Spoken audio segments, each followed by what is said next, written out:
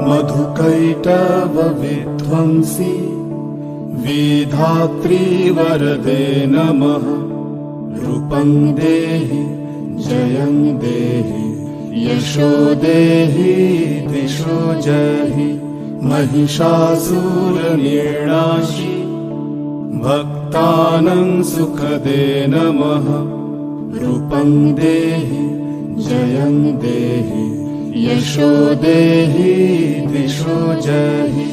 धूम्रनेत्रवधे देवी धर्मकामार्थदायिनी।